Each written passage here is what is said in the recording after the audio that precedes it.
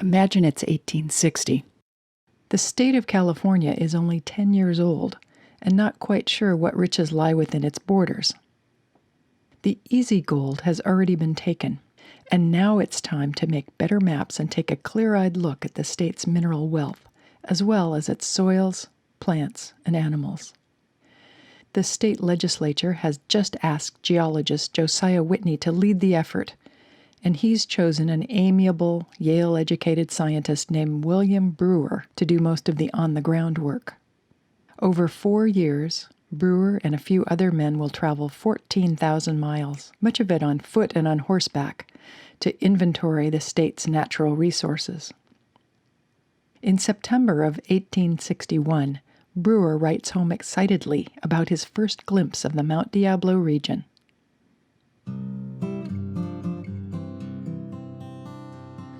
The San Ramon Valley, west of Mount Diablo, lay at our feet, the richest and most lovely I have yet seen in the state. It is all held in farms where wheat is grown, and crops of over 60 bushels per acre are expected. They sometimes rise to over 90 such crops does this state produce. Game was once very abundant, bear in the hills and deer, antelope and elk like cattle in herds. That same month, Brewer and his crew meet a man who's been living with a resourceful trapper named Grizzly Adams, just south of Mount Diablo. The man has numerous scars on his face, from the local bears, he says. He brags that he's killed 600 or 700 deer since he came out west, and he cooks up a tasty meal of venison for Brewer and his crew. But now the deer are becoming scarce. "We had good times before the settlers came," he tells Brewer. Brewer and the survey climbed to the top of Mount Diablo several times. He said it was easy with a good trail all the way to the top. He seemed especially impressed the second time he went up, on May 7th, 1862. First up a wild rocky canyon, the air sweet with the perfume of the abundant flowers, the sides rocky and picturesque, and sky above of the intensest blue. Then up a steep slope to a height of 2,200 feet, where we halted by a springs, rested, filled our canteens, and then onward. The summit was reached, and we spent 2.5 hours there. The view was one never to be forgotten.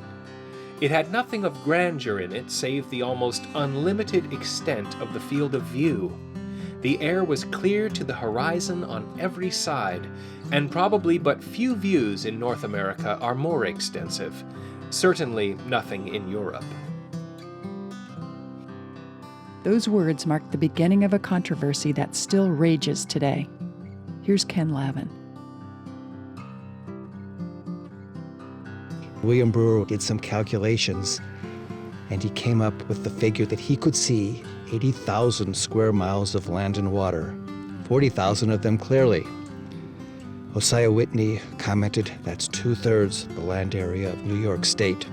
Brewer wrote in his diary that it was one of the best views in the world, but he never said it was the best.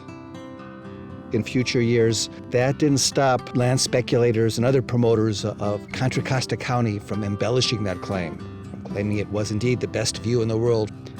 And when they got tired of defending that claim, well, they said it was the second best view. They qualified it. They said you could probably see more from the top of Mount Kilimanjaro in Africa, 19,000 feet.